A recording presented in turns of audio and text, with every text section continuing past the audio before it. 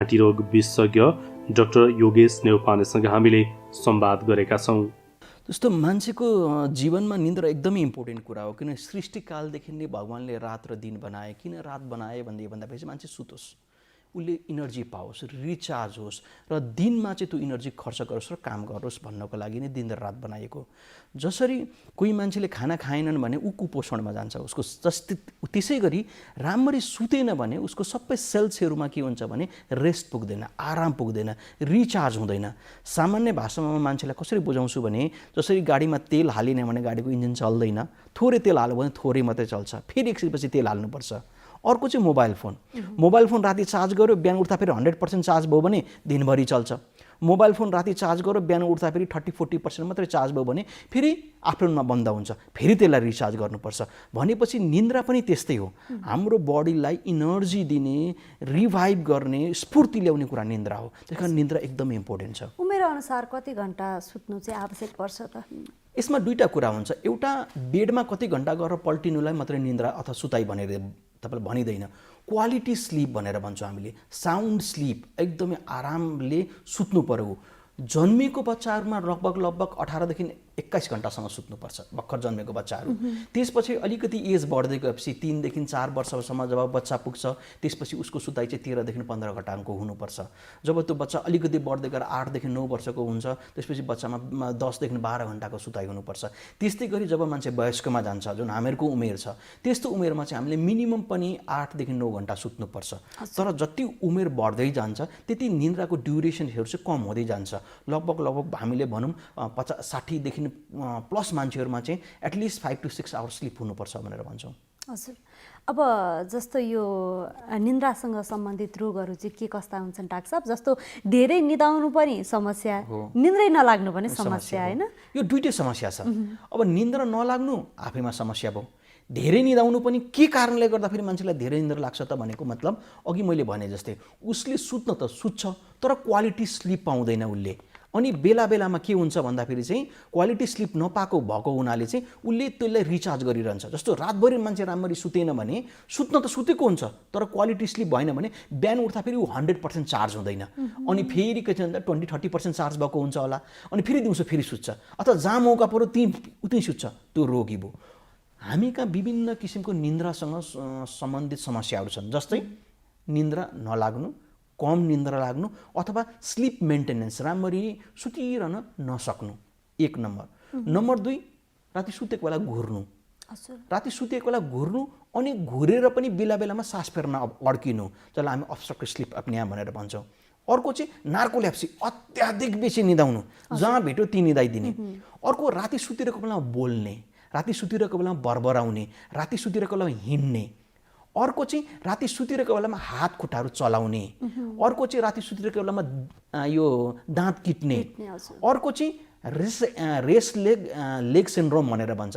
जब आराम गरेर बस्छ, सुत्ने बेला हुन्छ, खुट्टामा यस्तो अनौठो किसिमको असहजपन आउँछ, उसले खुट्टा चलाइरहनु पर्छ। भनेपछि खुट्टा चलाइरह्यो भने, हात चलिरह्यो भने त राम्ररी त सुत्न पाइएन, पातो निन्द्रामा गयो, क्वालिटी स्लिप पाउँदैन। यस्ता विभिन्न कुराहरू, समस्याहरू चाहिँ प्रायः जसो हामीले देखिने समस्याहरू। हजुर डाक्टर साहब, मान्छे किन घुर्छ, होइन, किन दाँत किटकिटाउँछ, अनि सुतेकै बेलामा किन उनीहरू छ त भन्ने कुरा हामी एकछिनमा गरौँला। तर जस्तो ऊ धेरै निदाउँछ र कुनै व्यक्ति चाहिँ निदाउँदैन, यो चाहिँ अन्य रोगका लक्षणहरू पनि हुन् डाक्टर साहब, के हो? मान्छे अब यो चाहिँ एउटा चाहिँ के हुन्छ भने मान्छेलाई कम निन्द्रा लाग्नु एउटा रोग हो, त्यसलाई हामीले चाहिँ इन्सोम्निया भनेर भन्छौँ। मान्छे निदाउँदैन, अथवा सुत्यो भने पनि एकछिनमा उठ्छ, अथवा बिचमा उठेपछि फेरि सुत्न तपाईँ सक्दैन, स्लिप मेन्टेनेन्समा प्रब्लम। अब यसको कारणहरू खोज्नुपर्छ, इन्सोम्नियाको विभिन्न कारणहरू हुन्छन्। तर अहिलेको जीवनशैलीलाई हेर्ने भने सबभन्दा ठुलो चाहिँ मान्छेलाई तनाव नै हो, 1 नम्बर। त्यो सँगसँगै अरू रोगले पनि इन्सोम्नियाका समस्याहरू आउन सक्छन्। अर्को चाहिँ अत्याधिक सुत्ने। अत्याधिक सुत्ने पनि कुनै न कुनै रोगका लक्षणहरू हुन्। यो के कारणले गर्दाखेरि अत्याधिक तपाईँलाई सुतिरहेको छ त ऊ खोज्नै पर्छ। सो कम सुत्नु पनि अथवा सुत्दै नसुत्नु पनि रोग हो भने चाहिने भन्दा बेसी सुत्नु पनि रोग हो। हजुर, भनिसकेपछि अब जस्तो एउटा तनावले गर्दा निन्द्रा लाग्दैन भन्ने चाहिँ आम जनमानसमा छ होइन, तनावको कारणले ऊ निदाउन सकेन भन्ने। अन्य रोगका लक्षण पनि ननिदाउनु हुन्छ, हुनसक्छ। कुन कुन हुन्छन् डाक्टर? तनाव भन्नाले चाहिँ हामी के बुझ्छौँ भने मान्छेले केही कुरा सोचिरहेको छ र साइकेट्रिक प्रब्लमलाई मात्रै तनाव लिन्छ, त्यो होइन। तनाव भनेको कस्तो हुन्छ, स्ट्रेस भनेको के हो भने जुन कुरा हाम्रो बडीले कोप अप गर्न सक्दैन त्यो पनि तपाईँ तनाव हो। जस्तो कोही मान्छेले 20 केजीको भारी उठाउन सक्छ, कोही मान्छेले 20 केजीको भारी उठाउन सक्दैन भनेपछि त्यो दुईटा मान्छेलाई कम्पेयर गर्न मिलेन। त्यो 20 केजीको भारी नउठाउन सक्ने नर्मल मान्छेलाई पनि त्यो त तनाव भयो नि त, तर अर्को मान्छेलाई सोच्ने भयो भने त्यो त तपाईँले तनाव भएन। सो हाम्रो बडीले जे कुरा कोप अप गर्न सक्दैन, जस्तो कोही मान्छेमा जिउमा इन्फेक्सनहरू भइरहेको छ, त्यो इन्फेक्सनले पनि उसलाई तनाव गर्न सक्छ। मुटुको रोग भएको हुनसक्छ, त्यसले पनि तनाव गरेको हुनसक्छ। थाइरोइडको समस्याहरू पनि भएको हुनसक्छन्। सो मान्छेको बडीमा तनाव चाहिँ किन भयो त? सोच्नु मात्रैलाई तनाव लिनु भएन। हामीले हाम्रो बडीले जुन कुरा कोप अप गर्न सक्दैन त्यो तनाव हो।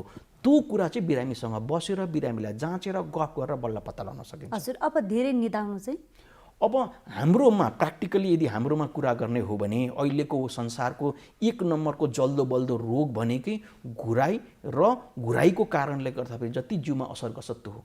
संसारमा अब हामी के भन्छौँ भने लगभग 20 देखि 30% मान्छेलाई चाहिँ घुराइको कारणले गर्दाखेरि स्लिपमा डिस्टर्ब हुन्छ भनेर भन्छौँ। स्लिप डिसअर्डर ब्रिदिङ भन्ने एउटा जुन एउटा टर्मिनोलोजी छ जुनमा चाहिँ धेरै कुराहरू इन्क्लुड हुन्छ। यो चाहिँ मान्छेलाई 20 देखि 30% वर्ल्ड पपुलेसन इमेजिन गरौँ न।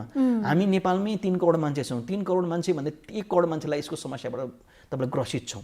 यो चाहिँ एकदमै इम्पोर्टेन्ट समस्या हो।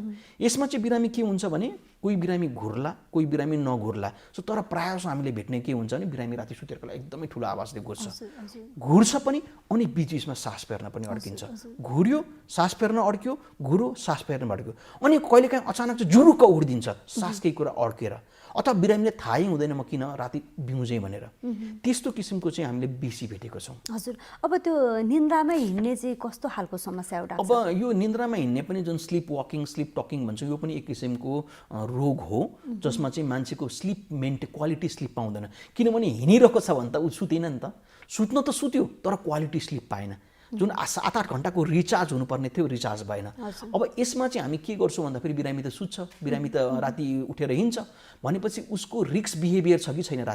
राति सुतेर हिँडेर छतेबाट बा लड्देला कि छतलामा सुत्छ भने झ्यालबाट आम फाल्देला कि त्यो एक्सिडेन्ट हुन्छ हुँदैन भनेर उसले गर्ने एक्टिभिटिजमा कतिको रिस्क इन्भल्भ छ त्यो कुरा आइडेन्टिफाई गर्नुपर्छ र त्यसै अनुसार चाहिँ हामी तपाईँ ट्रिटमेन्टमा अगाडि बढाउँछौँ। हजुर, त्यो के कारणले गर्दा हुन्छ, किन हिँड्छ? अब ठ्याक्कै यही पिन पोइन्ट भनेर चाहिँ हामीले यो यही कारणले गर्दा मान्छे हिँड्छ, यही मान्छेले गर्दाखेरि स्लिप वाक उतो हुन्छ। तर यो चाहिँ के हुन्छ भने हामी चाहिँ कति कुरा बिहेभियर हुन्छ क्या, जस्तो रेम रिलेटेड स्लिप डिसअर्डर भन्छ। कतिजना मान्छे चाहिँ सपनामा देखेको कुरा एक्ट गर्छ होइन, त्यो एक्टिभिटीसँग रिलेटेड हुनसक्छ। सो ठ्याक्कै पिन पोइन्टै भनेर अरू रोग जस्तो यही कारणले गर्दाखेरि भन्न त सकिँदैन, तर हामीले म्यानेजमेन्ट चाहिँ गर्छौँ र रिस्क बिहेभियरलाई चेन्ज गराउँछौँ। त्यो दाँत किटकिटाउने चाहिँ किन हुन्छ? अब दाँत किटाउने यसलाई चाहिँ तपाईँलाई ब्रक्सिजम भनेर भन्छ। दाँत किटाउनेको विभिन्न कारणहरू हुन्छन्, कज चाहिँ इचको इन्डिभिजुअलको आइडेन्टिफाई गर्न गाह्रो हुन्छ। तर यसले निन्द्रामा के प्रब्लम गर्छ भने हजुरलाई दाँत किट्यो, दाँत किटिसकेपछि के हुन्छ भने यसको त मुभमेन्ट त भइरहेको भन्दाखेरि ब्रेन त माइक्रो स्टिमुलेट भइरहेको नि त,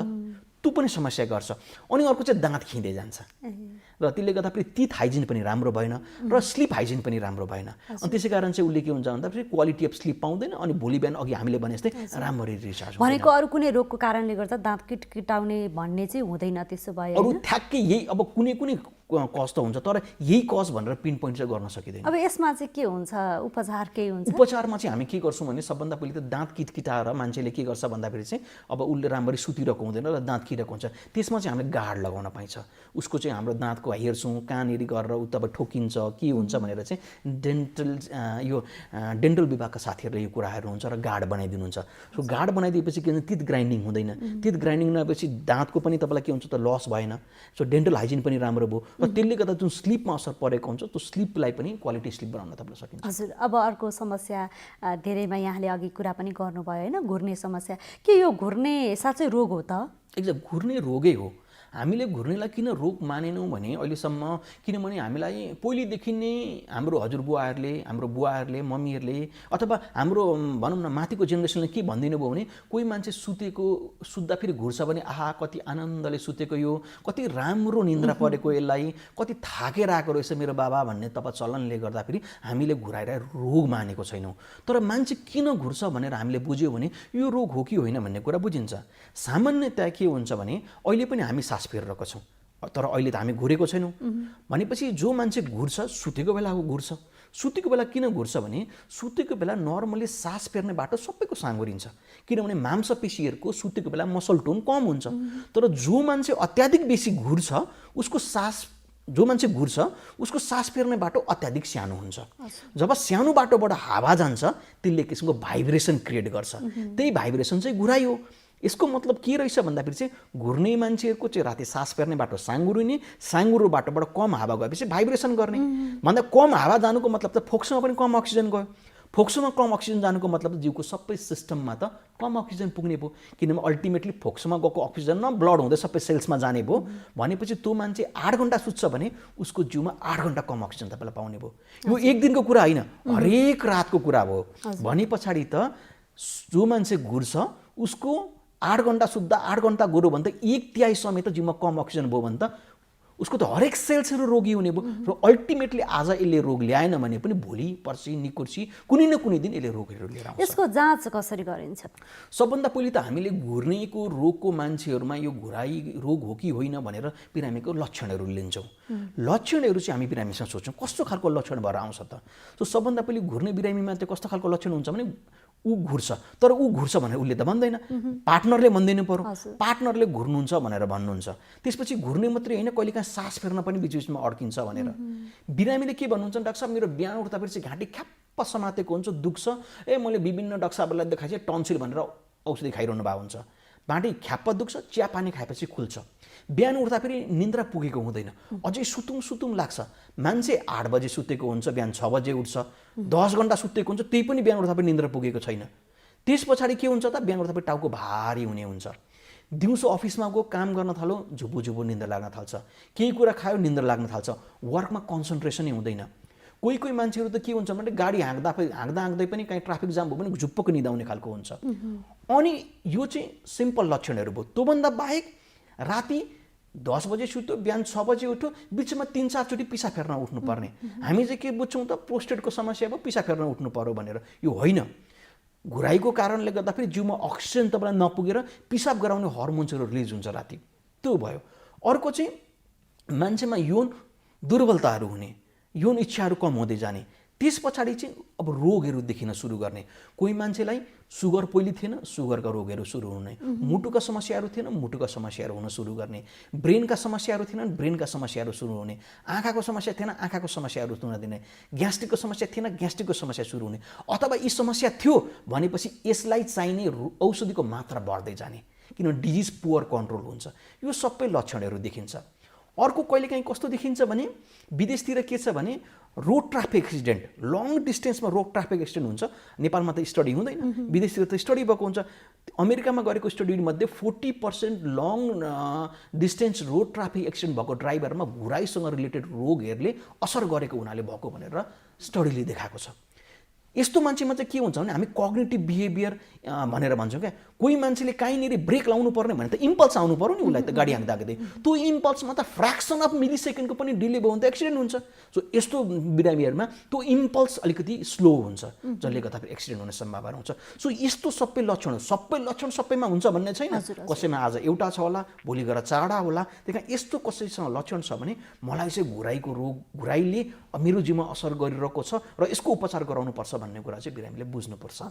त्यसपछि अनि हामी इन्भेस्टिगेसनमा जान्छौँ। हजुर, अब नेपालमा के छ, यसको उपचार सम्भव छ? नेपालमा एकदमै हामीले चाहिँ सबभन्दा पहिले के हुन्छ, नेपालमा अहिले हामीले इन्भेस्टिगेसन पनि सम्भव छ, जाँच पडताल पहिले धेरै वर्ष अगाडि एकदम कम थियो। सो हामी इन्भेस्टिगेसनमा यदि गयौँ भने सबभन्दा पहिले त बिरामीले राति सुत्दाखेरि घोरेर जिउमा असर गरेको छ कि छैन भने त नाप्नु त पर्यो। अब यो हेरेर त थाहा हुँदैन, किनभने उठेको बेला बिरामीले हेरेर फाइदा भएन। सो हामी के गर्छौँ सबभन्दा पहिले स्लिप स्टडी गर्छौँ। भनेको मतलब बिरामी सुतेको बेला जाँच्नु पर्यो। त्यसको लागि हामी के गर्छौँ भने बिरामीलाई एउटा मेसिन फिट गरिदिन्छौँ जिउमा, जुन सिम्पल मेसिनहरू हुन्छ, त्यसमा चाहिँ प्रोब्सहरू हुन्छ, नाकमा लाउने, यसमा तपाईँ छातीमा लाउने, औँलामा लाउने र छातीमा झुन्डाइदिने, त्यो लाएर बिरामीलाई हामीले सुत्नु भनेर भन्छौँ। र बिरामीले त्यो लाएर सुतेपछि मिनिमम पनि 6 आवर्स सुत्नुपर्छ। सुत्नुहुन्छ, घुर्नुहुन्छ, अनि त्यो मेसिनले सबै डेटा रेकर्ड गर्छ। के डेटा रेकर्ड गर्छ त? त्यो मान्छे कति ठुलो आवाजले घुर्छ, त्यो मान्छेले राति सास फेर्न कतिचोटि अड्किन्छ, त्यो मान्छेको जिउमा अक्सिजन सेचुरेसन कति कम हुन्छ, अक्सिजन सेचुरेसन कम गरेर मुटुको तपाईँलाई चालमा कति परिवर्तन हुन्छ, उसको ब्रेनले गहिरो निन्द्रा पाएको छ कि छैन, पातलो निन्द्रा छ कि छैन भनेर सबै कुरा भन्छ। त्यसपछि हामीले बल्ल भन्छौँ कि बिरामीलाई चाहिँ तपाईँलाई घुरेर असर गरिरहेको छ कि छैन भनेर। त्यस पछाडि अनि हामी के गर्छौँ त, सेकेन्ड चाहिँ उसको, किनभने सास फेर्ने बाटो साँघुरै भएर घुर्ने हो, सो त्यसमा केही प्रब्लम छ कि छैन, जस्तो नाकमा मासु पलाएको छ कि छैन, नाकको हड्डी बाङ्गो छ कि छैन, टन्सिलहरू ठुलो छ कि छैन, जिब्रोहरू ठुलो छ कि छैन, घाँटीमा सास फेर्ने पाइप कतिको सानो भएको छ भनेर हामी एन्डोस्कोपी गरेर हेर्छौँ। त्यो एन्डोस्कोपीले चाहिँ बाटो कस्तो छ भन्ने कुरा थाहा पाउँछ। त्यसपछि अनि हामी बिरामीसँग ट्रिटमेन्ट अप्सन्सका कुराहरू गर्छौँ, होइन। सो यो सबै इन्भेस्टिगेसन चाहिँ अहिले हाम्रो नेपालमा मजाले नै सम्भव। यो वंशानुगत चाहिँ कतिको हुन्छ?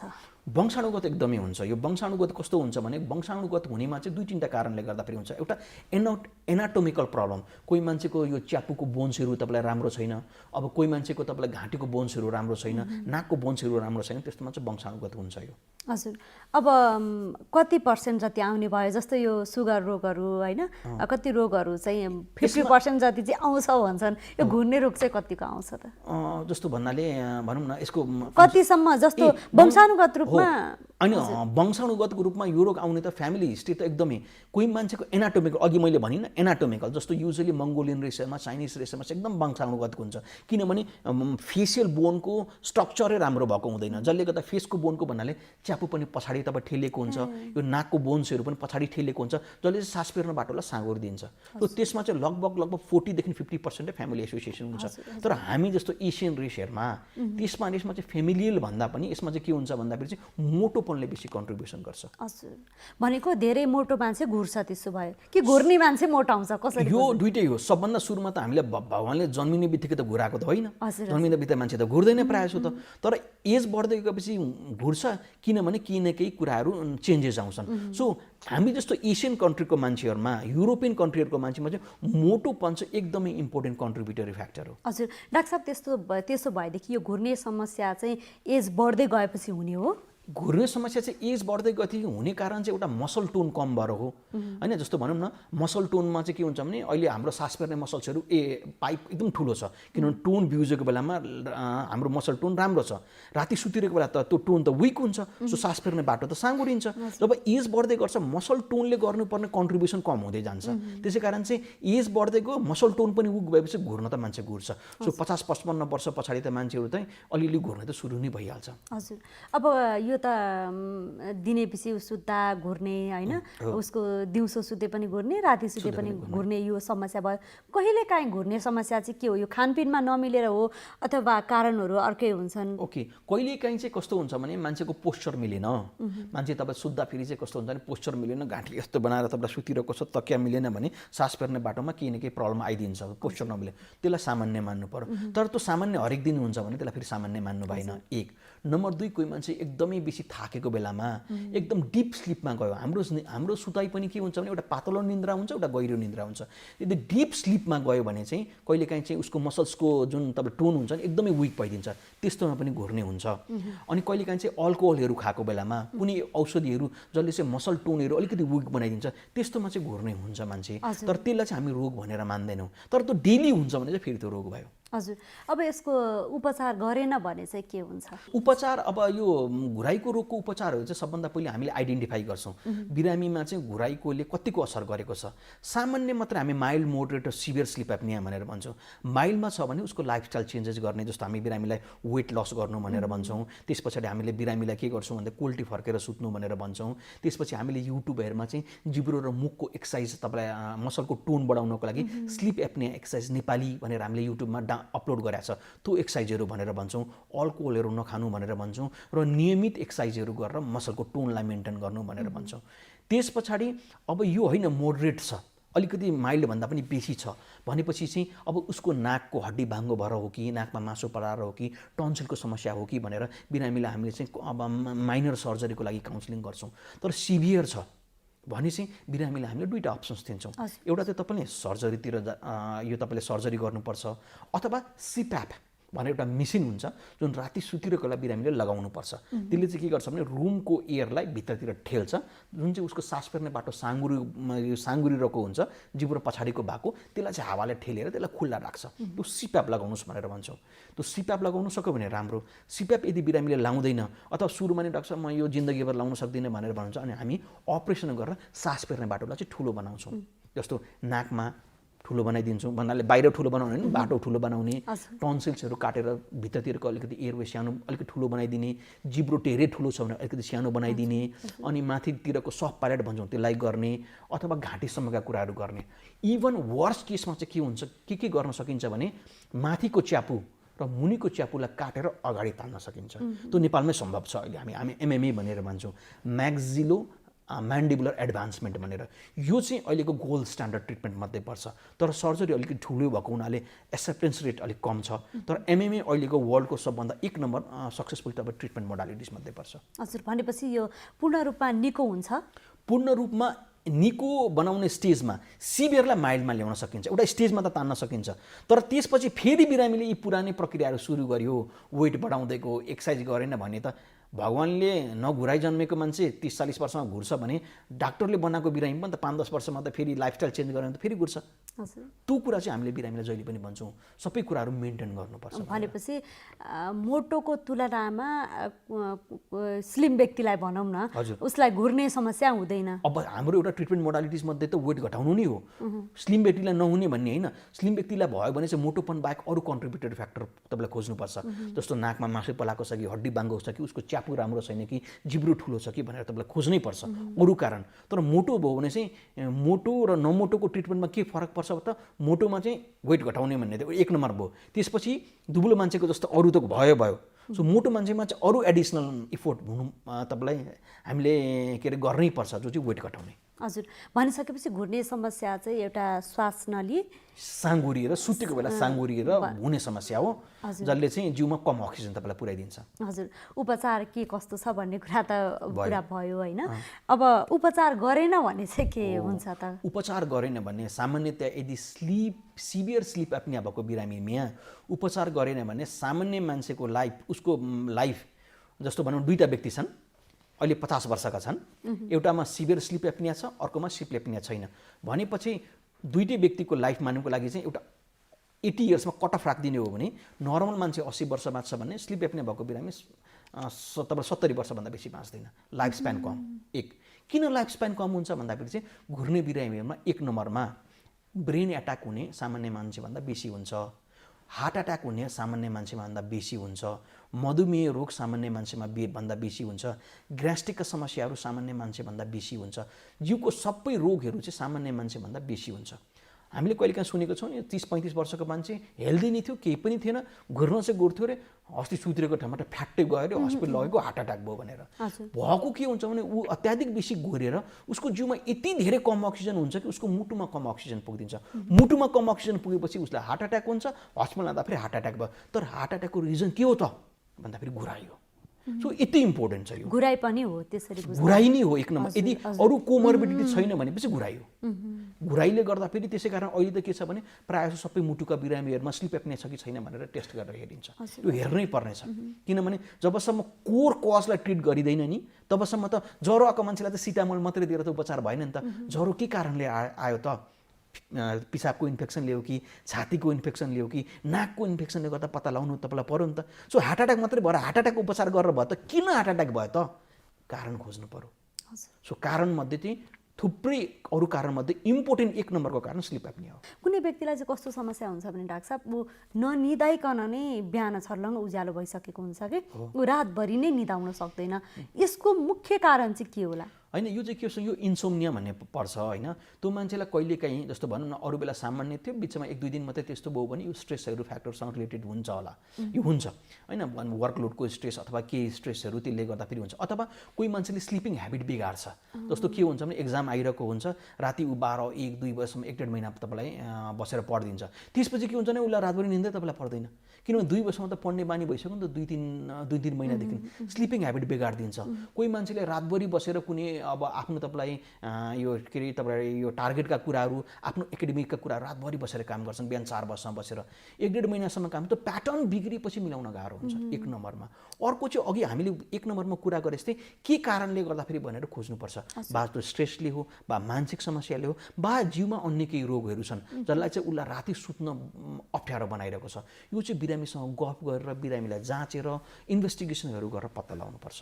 हजुर, अब जस्तो यहाँले अघि एउटा स्वस्थ रहनको लागि र एउटा स्वस्थ व्यक्तिले 6 घन्टादेखि 8 घन्टासम्म सुत्नुपर्छ भनेर यहाँले भनिराख्दा, जस्तो 6 घन्टा पुर्याउने त हो नि, 8 घन्टा पुर्याउने त हो नि भनेर राति 1 बजेदेखि सुतेर बिहान 8 बजीसम्म सुत्दा चाहिँ त्यो पुगेको हुन्छ अथवा हुँदैन, अथवा के हो यो चाहिँ? यस्तो हुन्छ, मान्छेको के हुन्छ भने हाम्रो जुन स्लिप हुन्छ, स्लिपमा पनि हामीले स्टडी गरिरहेको छौँ, स्लिप साइकल भनेर भन्छौँ। स्लिप साइकलमा 2टा कुरा हुन्छ भनेपछि अब कोही मान्छे सुतेको देखेको भने उसको एउटा चाहिँ गहिरो निन्द्रा हुन्छ, अर्को पातलो निन्द्रा हुन्छ। सो जब हामी बेडमा पर्छौँ नि, बेडमा पर्ने बेलामा हामी पातलो निन्द्रामा पर्छौँ र त्यो साइकलमा के हुन्छ भने गहिरो निन्द्रा चाहिँ 1.5 घन्टा जतिको साइकल हुन्छ एउटा साइकल। सो पातलो निन्द्रा सुरुमा चाहिँ इनिसियल फेज भन्छौँ। जब हामी 9 बजी बेडमा गयौँ भने 9 बजीदेखि 12-1 बजीसम्म चाहिँ पातलो निन्द्राको एमाउन्ट बेसी हुन्छ।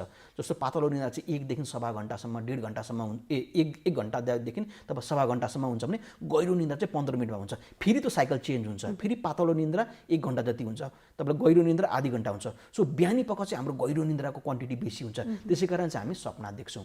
यो किन हुन्छ भन्दाखेरि चाहिँ यसमा साइन्स छ। साइन्समा चाहिँ के छ भने जब बेलुका हुँदै जान्छ, बेलुका हुँदै गएपछि हाम्रो जिउमा एउटा मेलाटोनिन हर्मोन्सहरू भन्ने चाहिँ जम्मा हुन थाल्छ, जसले चाहिँ गर्दाखेरि हामी सुत्छौँ। जब बिहान हुन थाल्छ, मेलाटोनिन हर्मोन्सको लाइट जब आउँछ नि, प्रकाश पर्छ, मेलाटोनिन हर्मोनहरू हाम्रो जिउमा चाहिँ कम हुन थाल्छ अनि हामी बिउजिन्छौँ। अब कोही मान्छे राति 4 बजीसम्म पढ्छ, राति 4 बजीदेखि 12 बजीसम्म सुत्यो, 8 घन्टा त सुत्यो, तर अब लाइट त आयो नि त इन्भाइरोमेन्टमा। लाइट आएपछि उसले जुन साउन्ड स्लिप पाउनु पर्ने त्यो साउन्ड स्लिप पाउँदैन, किनभने इन्भाइरोमेन्टले नै उसलाई बिउजाउन खोजिरहेछ, प्रकृतिले नै बिउजाउन खोजिरहेछ। किनभने अब उसको जिउमा चाहिँ मेलाटोनिन हर्मोनहरू कम हुन थाल्यो। सुत्न त सुतेको हुन्छ 8 घन्टा, तर साउन्ड राम्रो स्लिप भएन, क्वालिटी स्लिप भएन। हजुर हजुर डाक्टर साहब, अब हामी कुराकानीको लगभग अन्तिमतिर छौँ। आज विश्व निन्द्रा दिवस, हजुर, यो उपलक्ष्यमा के भन्नुहुन्छ, यहाँ के सन्देश दिन चाहनुहुन्छ? सो अब हामीले एउटा हाम्रो तपाईँ सोसाइटी छ, नेप्लिज सोसाइटी अफ स्लिप, तपाईँलाई डिसअर्डर भनेर, Nepalese society of sleep disorder. यसमा चाहिँ अब राम्रो क्वालिटी स्लिपको लागि हामीले प्र्याक्टिकल्ली हाम्रो लाइफमा गर्नुपर्ने सल्लाहहरू, केही कुराहरू हामीले यो प्रयोग गर्न सक्यौँ भने, आफ्नो प्र्याक्टिकल लाइफमा ल्याउन सक्यौँ भने धेरै राम्रो हुन्छ। एक, सही टाइममा सुत्ने, सही टाइम निश्चित टाइममा, राति हरेक दिन मेन्टेन गर्ने, म यति बजी सुत्छु, बिहान यति बजी हुन्छु। कहिले काहीँ केही कारणवश तलमाथि भयो भने त्यो खराब होइन, तर एउटा प्रपर स्लिप टाइम र वेकअप टाइम मेन्टेन गर्नुपर्छ। 1 नम्बर 2, दिउँसो सुत्ने बानी छ भने 45 मिनटभन्दा बेसी सुत्नु हुँदैन, आफ्टरनुन न्याप। नम्बर 3, हामीले सुत्नुभन्दा अगाडि यदि निन्द्रामा समस्याहरू छन् भने सुत्नुभन्दा 6 घन्टासम्म अगाडि चिया, coffee, green tea, Red Bull, Coca, caffeine भएका कुराहरू खानु हुँदैन। सुत्नुभन्दा 4 घन्टा अगाडि रक्सी खाइहाल्नु हुँदैन। कोही मान्छेको मादक पदार्थ सेवन गर्नुहुन्छ भने 4 घन्टा अगाडिसम्म खाइसक्नु पर्यो। हामी चाहिँ के गरिदिन्छौँ, खाइदिन्छौँ, कपालको गरेर सुत्दिन्छौँ, त्यसले क्वालिटी स्लिप दिँदैन। निन्द्रा त पर्छ तर क्वालिटी स्लिप हुँदैन। त्यस पछाडि खाना खानुभन्दा अगाडि पिरो कुराहरू, तातो कुराहरू, पेटभर कुराहरू खानु हुँदैन। अनि त्यस पछाडि चाहिँ बेडमा बसेर, ओछ्यानमा बसेर मोबाइल चलाउने, ल्यापटप चलाएर बस्ने, खाना खाँदै टिभी हेर्ने काम गर्नु हुँदैन। हामीले ब्रेनलाई यसरी ट्रेन गर्नुपर्छ, ओछ्यानमा गएपछि म त सुत्नै मात्रै हो भन्ने कुरा ट्रेन गर्नुपर्छ। हामीले सुत्नुभन्दा अगाडि राम्रो खालको भनौँ न बडीलाई प्रपर फिट हुने लुगा लाउनु पर्यो।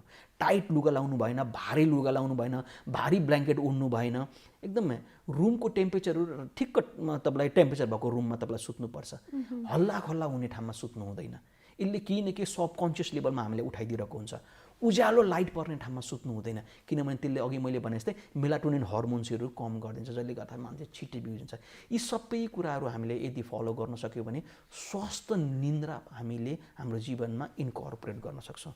सो राम्रो निदाउनु भनेकै बेटर फ्युचर। अहिले चाहिँ हामी के भन्छौँ भने यसपालिको स्लोगनै के छ त, sound sleep, proper sleep, better future भनेर भन्छौँ। आज राम्ररी सुत्ने बानी बसायो भने भोलि जिन्दगी चाहिँ राम्रो हुन्छ। हस्, आइदिनु भयो, यति धेरै कुरामा जानकारी गराइदिनु भयो, त्यसको लागि यहाँलाई धेरै धेरै धन्यवाद। के अरे हजुरहरूको टिमलाई पनि, यो टिमलाई पनि मेरो तर्फबाट अत्याधिक धेरै अनि धन्यवाद दिन चाहन्छु। हस्।